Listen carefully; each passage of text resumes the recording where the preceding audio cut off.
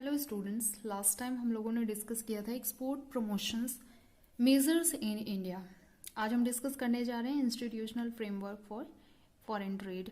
Foreign trade को promote करने के लिए कौन कौन से इंस्टीट्यूशंस हैं जो कि बने हुए हैं, जो कि डिफरेंट डिफरेंट एस्पेक्ट से एक्सपोर्टर्स को हेल्प करते हैं।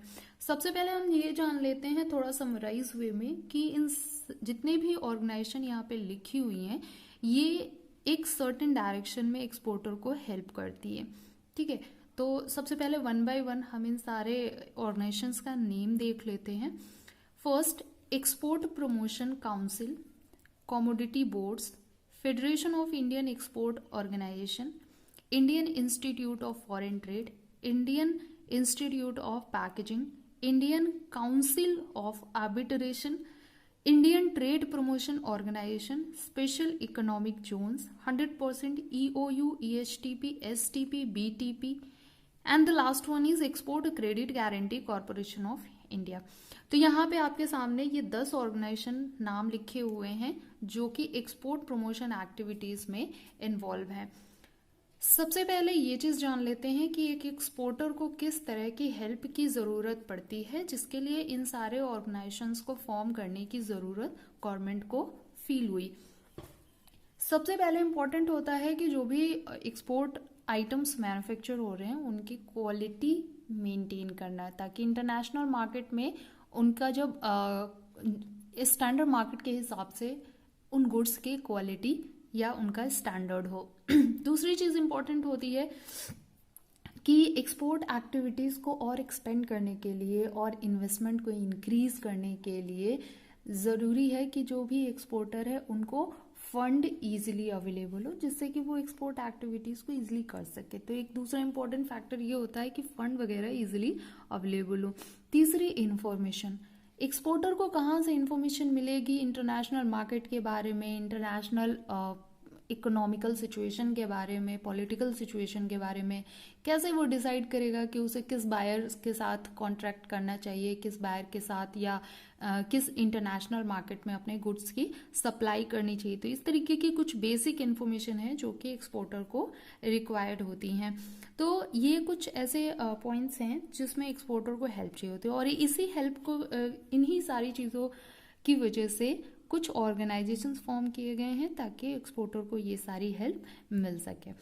सबसे पहले बात करते हैं एक्सपोर्ट प्रमोशन काउंसिल की। एक्सपोर्ट प्रमोशन काउंसिल, जिसको शॉर्ट में EPC बोलते हैं, ये नाम से ही क्लियर है, एक्सपोर्ट को प्रमोट करने के लिए एक काउंसिल यानी एक ऑर्गेनाइजेशन का बनाना या एक ऑर्गेनाइजेशन का बनना है, जिसका मेन ऑब्जेक्टिव है एक्सपोर्ट को प्रमोट करना। अभी मैंने पहले ही बता दिया है ये चीज़ कि एक्सपोर्ट प्रमोट का मतलब होता है कि सर्टेन मैन्युफैक्चर्ड आइटम्स की क्वालिटी मेंटेन करना, मार्केट एक्सेस में हेल्प करना, रिक्वायर्ड इंफॉर्मेशन में हेल्प करना, कोई suggestion, advice etcetera, training and development, technology upgradation etcetera. ये इस तरीके की जो सारी चीज़ें हैं ये इस पर्टिकुलर इन सारे ही ऑर्गेनाइजेशन का काम है। बस किसी किसी का बेसिक जो ऑब्जेक्टिव है वो एक थोड़ा सा स्पेसिफिक हो गया है।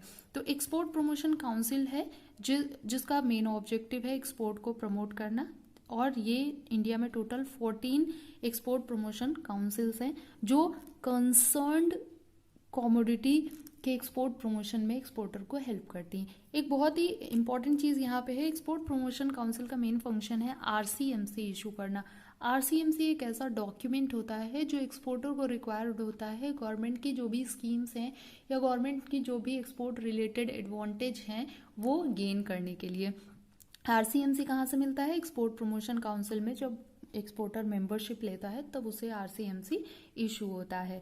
एक्सपोर्ट प्रमोशन काउंसिल जो है वो डिफरेंट डिफरेंट कमोडिटीज़ के सपोर्ट के लिए या डिफरेंट डिफरेंट सेक्टर्स के सपोर्ट के लिए अलग अलग बनाई गई हैं। जैसे एग्जाम्पल वाइज बात करें तो लेदर प्रोडक्शन के लिए अलग एक्सपोर्ट काउंसिल है, हैंडीक्राफ्ट के एक्सपोर्ट प्रमोशन के लिए अलग एक्सपोर्ट प्रमोशन काउंसिल है। इसी तरह से अगर बात करें कारपेट की या फॉरेस्ट्री की, तो ये डिफरेंट डिफरेंट सेक्टर्स हैं और इन सेक्टर में एक्सपोर्ट प्रमोशनल एक्टिविटीज़ के लिए EPC यानी एक्सपोर्ट प्रमोशन काउंसिल्स बनाए गए हैं। दूसरा है कमोडिटी बोर्ड। जैसे export promotion council different different sector के लिए बनाया गया है, वैसे ही कॉमोडिटी बोर्ड बनाए गए हैं different different commodities, basically traditional export commodities को सपोर्ट करने के लिए, जहाँ पे एग्जाम्पल वाइज लिखा हुआ है tea board, coffee board, spice board, rubber board etcetera. ये हमारे ट्रेडिशनल एक्सपोर्ट आइटम्स हैं। तो इन आइटम्स के एक्सपोर्ट को प्रमोट करने के लिए हमारे पास कॉमोडिटी बोर्ड बने हुए हैं। Federation of Indian export organisation, federation of Indian export organisation को हम शॉर्ट में बोलते हैं FIEO।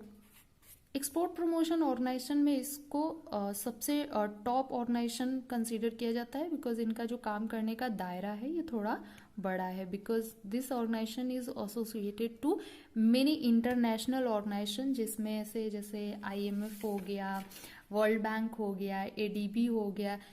इस तरीके के ऑर्गेनाइजेशन से IFO लिंक्ड होता है, और जिससे क्या मिलता है, जिससे एक्सपोर्टर को इंटरनेशनल एक्सपोजर मिलता है।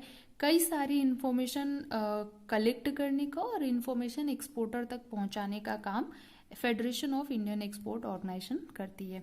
साथ ही साथ हम लोगों ने ये पहले पढ़ा हुआ था कि एक्सपोर्ट प्रमोशन काउंसिल जो है वो RCMC इशू करता है, किसके लिए, जो भी इसकी कंसर्न एक्सपोर्टर्स होते हैं। तो सेक्टर्स डिवाइड हो गए हैं सारे, डिफरेंट डिफरेंट सेक्टर के लिए अलग अलग EPC है। तो अगर कोई ऐसा एक्सपोर्टर है जो इस EPC के अंडर में नहीं आता है, तो वो RCMC के लिए FIEO में अप्लाई करता है, तो वो RCMC उसको FIEO की तरफ से मिलती है। तो federation of Indian export organisation का काम RCMC इशू करना है, और साथ ही साथ इंटरनेशनल ऑर्गेनाइजेशन से लिंक होना है, इंफॉर्मेशन स्प्रेड करना है, गवर्नमेंट के साथ जो भी एक्सपोर्ट पॉलिसीज या स्कीम्स बनती हैं उसमें पार्टिसिपेट करना है एटसेट्रा। तो ये सारे काम जो है वो federation of Indian export organisation के हैं। नेक्स्ट है Indian institute of foreign trade. Indian institute of foreign trade was established in 1963। इसका मेन ऑब्जेक्टिव है ह्यूमन रिसोर्स डेवलप करना for the foreign trade activities, साथ ही साथ सेमिनार्स ऑर्गेनाइज करना, रिसर्च एक्टिविटीज़ कंडक्ट करना। तो Indian institute of foreign trade इसी पर्पज़ के साथ इस्टेब्लिश किया गया था इन 1963। इनका मेन ऑब्जेक्टिव है स्टूडेंट्स को या कैंडिडेट्स को ट्रेन करना फॉरेन ट्रेड एक्टिविटीज में। नेक्स्ट है Indian institute of packaging. Indian institute of packaging ये स्टैब्लिश हुआ था 1966 में, और चूंकि यहाँ पे एक वर्ड दिया हुआ है पैकेजिंग, तो ये स्पेसिफिक इंस्टीट्यूशन वर्क करता है सिर्फ और सिर्फ जो भी एक्सपोर्ट आइटम्स हैं उनके पैकेजिंग से रिलेटेड। पैकेजिंग का मतलब होता है कवर या फिर रैपर एटसेट्रा, जिसमें जो भी मैन्युफैक्चर्ड आइटम है जिसको रैप किया जाता है या उसमें उसको बाइंड किया जाता है, ताकि एक जगह से दूसरी जगह उन गुड्स को पहुंचाया जा सके, जिसमें इन ट्रांजिट कोई डैमेज ना हो, और साथ ही साथ गुड्स की क्वालिटी वगैरह गुड्स की क्वालिटी भी कॉम्प्रोमाइज ना हो। तो इंडियन इंस्टीट्यूट ऑफ पैकेजिंग का काम है पैकेजिंग रिलेटेड डिजाइन करना, पैकेजिंग टेस्टिंग करना, और साथ ही साथ एक UN सर्टिफिकेशन इशू करना। UN सर्टिफिकेशन की जरूरत पड़ती है जब जो गुड्स है वो डेंजरस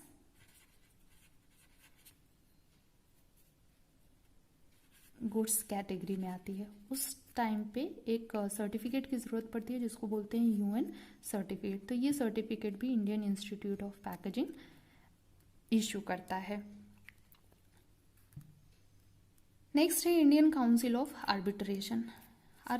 आर्बिट्रेशन की ज़रूरत तब पड़ती है जब किसी भी तरह का डिस्प्यूट हो जाता है, यानी इंपोर्टर एंड एक्सपोर्टर के बीच में अगर किसी भी तरह का डिस्प्यूट होता है, उस डिस्प्यूट को सेटल करने के लिए Indian council of arbitration work करता है, ताकि कोई भी इस तरीके का जो एक्सपोर्टर या इंपोर्टर के बीच में डिस्प्यूट अराइज हो जाते हैं, कई सारे रीज़न की वजह से डिस्प्यूट अराइज हो सकते हैं, जैसे कि जिस स्पेसिफिकेशन के गुड्स का ऑर्डर आया था, अगर उस स्टैंडर्ड के अकॉर्डिंग वो गुड्स मैन्युफैक्चर नहीं हो रही हैं तो ये भी एक डिस्प्यूट का मैटर हो सकता है। कई बार ऐसा होता है जो इम्पोर्टर है वो टाइमली पेमेंट नहीं कर पाता है तो भी डिस्प्यूट अराइज होता है। तो इस तरीके के डिस्प्यूट अराइज होने के केस में इंडियन काउंसिल ऑफ आर्बिट्रेशन जो एक्सपोर्टर है उसकी हेल्प करता है उस डिस्प्यूट को सेटल करने के लिए। नेक्स्ट ऑर्गेनाइजेशन है Indian trade promotion organisation. Indian trade promotion organisation it was set up in 1992। इनका मेन ऑब्जेक्टिव है जो भी एक्सपोर्टेबल आइटम्स हैं, जो भी एक्सपोर्ट गुड्स हैं, उनका एग्जीबिशन या ट्रेड फेयर कंडक्ट करना जहाँ पे इन गुड्स का प्रॉपर एग्जीबिशन हो सके। दूसरा ये इम्पॉर्टेंट एरिया जो हैंडल करते हैं वो है टेक्नोलॉजिकल अपग्रेडेशन। ये एक बहुत इंपॉर्टेंट चीज़ होती है बिकॉज टेक्नोलॉजी अपडेट किए बगैर इंटरनेशनल स्टैंडर्ड को मीट आउट करना मुश्किल हो जाएगा। तो इंडियन ट्रेड प्रमोशन ऑर्गेनाइजेशन जो वर्क कर रही है वो इसलिए इनका जो ऑब्जेक्टिव होता है वो एक्सपोर्टर को टेक्निकल ग्राउंड पे अपडेट करना, जिससे कि जो भी गुड्स एंड सर्विसेज मैन्युफैक्चर हो रही हैं वो इंटरनेशनल स्टैंडर्ड के अकॉर्डिंग हो। नेक्स्ट है स्पेशल इकोनॉमिक जोन, जिसको हम इन शॉर्ट SEZ यानी सेज भी बोलते हैं। Special economic zone 100% EOU, ESTP, STP, BTP, अगर हम इसको एक साथ देखा जाए तो ये एक रिजर्व्ड एरियाज होते हैं कुछ एक्सपोर्ट रिलेटेड एक्टिविटीज को रन करने के लिए। इनका जो टोटल 100% प्रोडक्शन होता है वो एक्सपोर्ट पर्पस से होता है, और इन केस अगर इनके प्रोडक्शन से कुछ भी अमाउंट या क्वांटिटी इन इंडिया भी सप्लाई होती है तो उसको हम डीम्ड एक्सपोर्ट और इंपोर्ट कंसीडर करते हैं। ठीक है, दैट मीन्स कि special economic zone 100% EOU, ESTP, STP, BTP ये जो हैं ये रिजर्व्ड एरिया होते हैं कुछ सर्टेन एक्टिविटीज़ रन करने के लिए, जिसमें मैन्युफैक्चरिंग आता है, रिपेयर आता है, री इंजीनियरिंग आ सकता है, इट्सेट्रा टाइप की एक्टिविटीज़ होती हैं। और जो मेन ऑब्जेक्टिव है वो है कि टोटल जो प्रोडक्शन हो रहा है गुड्स एंड सर्विसेज का ये एक्सपोर्ट पर्पस से हो रहा है, इसलिए ये जो एरिया है ये special economic zone 100% EOU, EHTP, STP या BTP कंसीडर की जाती है। फुल फॉर्म में बता दूं यहाँ पे export oriented units, electronic hardware technical parks, STP यानी software technical park and BTP यानी बायोटेक्नोलॉजी पार्क। ये कुछ ऑर्गेनाइजेशन है, और साथ में अब जो लास्ट ऑर्गेनाइजेशन है वो है export credit guarantee corporation of India. It was established in 1964 for cover the risk. ये एक्सपोर्टर से रिलेटेड कुछ रिस्क होते हैं जिनका कवरेज इंश्योरेंस में अगर नहीं मिल रहा है तो उन रिस्क को कवर करने के लिए export credit guarantee corporation of India ये इंस्टीट्यूट काम करता है। रिस्क कौन कौन से होते हैं, इसमें दो टाइप के रिस्क को कवर किया गया है, एक तो पॉलिटिकल और दूसरा है कॉमर्शियल। यानी अगर एक्सपोर्टर को कोई पॉलिटिकल रिस्क होता है, कॉमर्शियल रिस्क होता है और साथ ही साथ क्रेडिट रिस्क जो जुड़ा हुआ है इससे, उस कंडीशन में एक्सपोर्टर को हेल्प करना। पॉलिटिकल रिस्क का मतलब होता है जैसे जिस कंट्री में एक्सपोर्टर ने अपने गुड्स जो मैन्युफैक्चर किए हैं, जिस कंट्री में उसे एक्सपोर्ट करना है, अगर उस कंट्री के अंदर कोई सिविल वॉर हो जाता है या कोई वॉर की कंडीशन आ जाती है या कोई सर्टेन ऐसी सिचुएशन आ जाती है जिसकी वजह से ये जो कॉन्ट्रैक्ट है वो डिले हो रहा है या पेमेंट डिले हो रहा है या फिर गवर्नमेंट पेमेंट करने से मना कर देती है या गवर्नमेंट के लॉज जो हैं वो स्ट्रिक्ट हो गए हैं, इस टाइप की जो सिचुएशन होती है उसको हम पॉलिटिकल रिस्क कंसीडर करते हैं। कॉमर्शियल रिस्क का मतलब होता है अगर बायर किसी सर्टेन सिचुएशन की वजह से पेमेंट करने से मना कर देता है, वो कॉमर्शियल रिस्क में हम कंसीडर करते हैं। ये सिचुएशन अराइज हो सकती है जैसे कि बायर की पेमेंट करने की कैपेबिलिटी ना हो, वो इंसॉल्वेंट हो गया हो।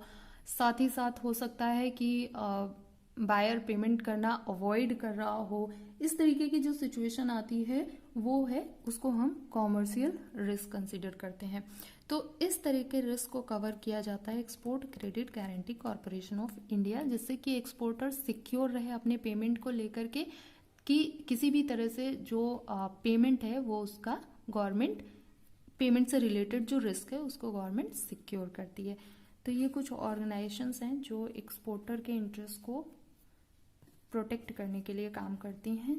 सारी ऑर्गेनाइजेशन एक स्पेसिफिक ऑब्जेक्टिव एक स्पेसिफिक ऑब्जेक्टिव को लेकर के काम कर रही है और इन सारे ऑर्गेनाइजेशन का जो मेन बेसिक अगर मोटिव देखा जाए तो ये है कि एक्सपोर्टर को जो एक्सपोर्ट एक्टिविटीज़ हैं उसको बिल्कुल स्मूथली और आने वाली प्रॉब्लम्स को कंप्लीटली रिजॉल्व किया जा सके और स्मूथली एक्सपोर्ट एक्टिविटीज़ को डील किया जा सके।